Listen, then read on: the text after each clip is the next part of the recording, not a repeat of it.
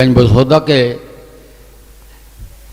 बसौदा से श्री प्रमोद कुमार जैन का मुझे फ़ोन आया था। उन्होंने आपको नमोस्तु कहा है और वे कुछ ही दिनों में आने वाले हैं। अब मेरा प्रश्न यह है कि पाठशाला में एक प्रार्थना की जाती है, वयम वीरा, उसके बाद भैया बोलो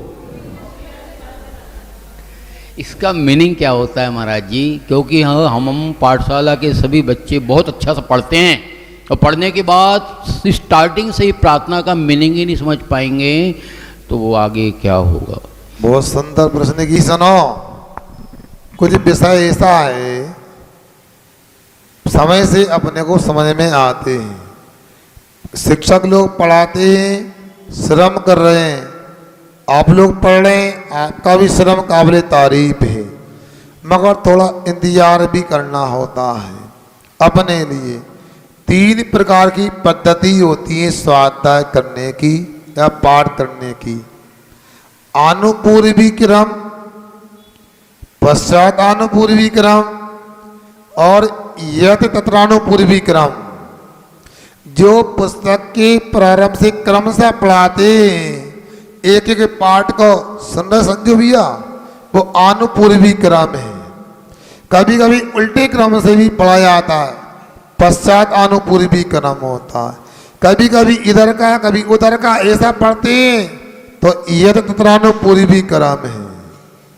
इसलिए प्रार्थना का उच्चारण कर रहे हैं, आपको पहले से ही अर्थ बता देंगे तो आपके श्रद्धांत की परीक्षा भी तो होना चाहिए कि बिना अर्थ के भी पढ़ रहे, महाराज ने जो लिखा है वो जरूर अच्छा लिखा होगा। अब पहले ही प्रार्थना का अर्थ बता देते तो अरे ये सब लिखा है समझ में आ गया। आज यदि प्रश्न कर किया है, यदि संजू भैया ने अर्थ बताया होता प्रार्थना का तो आज प्रश्न नहीं होता। और कुछ लोग पाठशाला में नहीं आ रहे तो उन लोगों के लिए भी सुनने नहीं मिलता। ठीक बोला आपने राकेश जी। हमारे राकेश देवड़िया जी बालाघाट समाज में वो काम करते हैं, उन कामों कई लोग नहीं कर पाते हैं। पता, वो अपने तरीके लगे रहते हैं। कई विषय तो हम बोल नहीं पाते मगर उनके समाचार पत्रों में पढ़ने मिल जाते हैं। उनको लगता है कि ये आवश्यक है, बहुत अच्छा। उनका प्रश्न है वयम धीरा कर्मो वीरस बंधनम।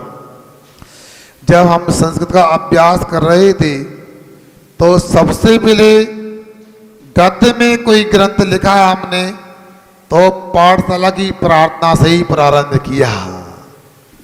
आप लोग भी जब भोजन वगैरह बनाते हो, भोजन बन जाता है तो अपने वाले को, अच्छे व्यक्ति को पहले खिलाते हो। मतलब भोजन बनने के बाद में महाराज का पड़घान करते हो, त्यागी वृत्ति को बुलाते हो।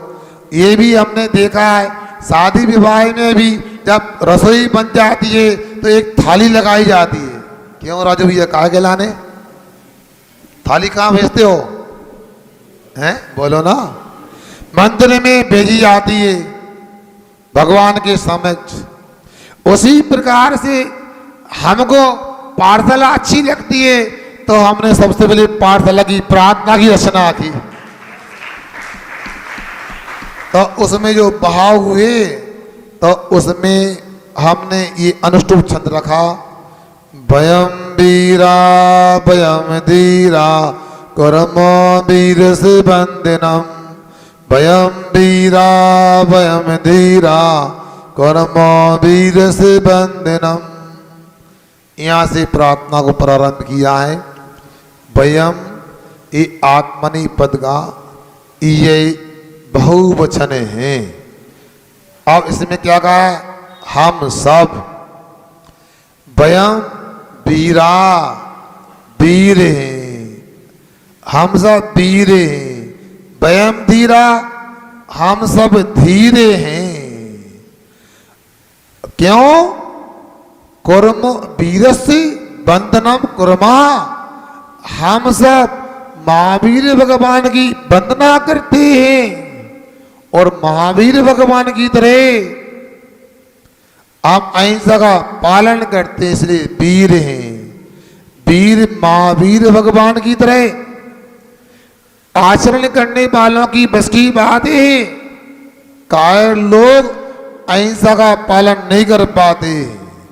हमें तो थोड़ा ये पता लग जाता है कि हमसे कोई ऐसा शब्द निकल गया है, कोई ऐसा मन में भी विचार आ गया है, काया से कोई चूक हो गई है जिससे किसी दूसरे जीव को कष्ट हो गया है, तो हमारे दोनों हाथ जुड़ जाते हैं, सिर झुक जाता है, पश्चाताप होता है और कहते हैं खम्मा में, खमंतु में, क्षमा करता हूं, क्षमा मांगता हूं।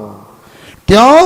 उसे पता है क्षमा करना, अहिंसा का पालन करना वीरों का काम है। हम क्षमा वाणी करने वाले, किसी से बैर पालने वाले नहीं, किसी को कष्ट देने वाले नहीं, इसलिए वयम वीरा पद रखा। वयम धीरा, हम अहिंसा सत्य की आराधना करने वाले, चाहे कुछ भी हो जाए, कितना भी संघर्ष करना पड़े, जीवन में कितनी विपत्ति हो जाए, हम अपने धीरज को नहीं खोते हैं, अपने साहस को नहीं खोते। इसलिए हम कौन है? वयम धीरा। और कैसे ये वीर बनने की, धीर बनने की शक्ति प्राप्त हुई? वीरस्य वंदनम कुर्मा, हम अंतिम क्षणम, ऐसा नहीं आराम से बढ़ जाओ। और तुम लोगों से भी कहना चाहता हूं, आप लोगों ने गैया को देखा है? पैकेट का दूध पीने वाला, तुम गैया को क्या जानो? भैया को भूल गए तो गैया को क्या? अब भैया भी कहा, एक लड़का घर में तो भैया कहां से आएगा बताओ? भैया को भूल गए तो गैया को तो भूल ही जाओगे। मगर कुछ समाज में ऐसे लोग हैं, आज भैया को भी बना के रखा है और गैया को भी याद रखा उन्होंने। गैया क्या करती है? सुन रहे संदीप? पीछे बैठे हो। गैया क्या करती है? खाती है, जुगाली करती है। कब तक करती देखा? इसे आप पान खाते हो ना, ऐसा करके। वैसा ही गैया जब तक भूसा का, शांति का दूध न बन जाए तब जुगाली करती रहती है। वैसा ही एक एक पद को पढ़ाओ, जल्दी नहीं करने का। रमो कालम का पाठ हमारे यहाँ तब पाठशाला में जितना विस्तार हो, रमो काल मतलब हमारी आना है। अब प्रार्थना लिखी, वर्तमान में जो प्रसंग चल रहा है, आज आरओ का पानी, एक्वागार्ड का पानी पीते हैं, पानी के मिनरल से पूरे रुक जाते हैं और पानी आपको स्वास्थ्य वर्धक नहीं होता। प्लास्टिक की छन्नी से पानी छनता है, फिल्टर लगा देते हैं डबिया सी। कहाँ लिखा है? कपड़े से पानी छानकर पीना ही वह छना पानी। इसलिए वस्त्र पूतम जलम पानम लिखा। इसी भोजन भक्षणम, दिन में भोजन करने का क्या लाभ मिलता है और रात में भोजन करने में क्या हानि होती है, इस सब बातों को इसे बताते बताते आगे चलना है अपने लिए। पाठशाला पढ़ने वालों से कहना चाहता हूँ और पढ़ाने वालों से, आपको कोर्स पूरा करना है कि आत्मा का ज्ञान प्राप्त करना है? क्यों? कोर्स पूरा करना है कि आपको डिग्री प्राप्त करना है? कोर्स पूरा करना है क्या आपको आत्म कल्याण करना है? तो आप जल्दी नहीं, धीरे धीरे करो। और आपको लगता है हम 1 घंटा करा दें पाठशाला, इसलिए आप लोगों को पूरी प्रार्थना का रेवड़िया दी, रात में संजू भी आपको बताएंगे, पुस्तक भी दे दी है उनको हमने, और उसके माध्यम से आपको अर्थ मिल जाएगा। 12 भावना संस्कृत में लिखी, जिसमें PhD भी हुई है, वो भी आपको पढ़ने मिलेगी। अगली शंका करें, फिर अपनी बात रखें। श्रीमान सागर जैन तैयार रहेंगी, संगीता जैन। अंतिम बूंद तक करते हैं, बिल्कुल लास्ट एक भी बूंद ना बचे। हाँ, उसमें वो सही है कि नहीं, दूसरी चीज। और श्री जी का अभिषेक के बाद प्रक्षाल करके जो यथास्थान रखते हैं श्री जी को, उसके बाद अर्घ चढ़ने के बाद भी जा जाकर टच करते हैं, तो वो क्या है महाराज जी इसकी? देखो ये आप लोगों को विवेक, आप ऐसा को न कलसी में से ऐसे निकाल के अभिषेक करो जाते, शेषा में डाल दो, अभिषेक हो गया। अब प्रक्षालन कर लिया। मैं समझता हूं बार बार प्रतिमा को छूना उचित नहीं। और ये बात आपने सुनी होगी, प्रतिमा को स्पर्श करने एनर्जी मिलती, ऊर्जा। ऐसा नहीं, उचित समय पे छुए तो मना नहीं। प्रक्षाल होने के बाद वेदी में कोई प्रतिमा को स्पर्श ना करें, यही भगवान की विनय है। हम तो अपने से कहते हैं, हम शुद्धि कर लेते हैं तो छूना उचित नहीं लगता है। समझ में आ गया ना?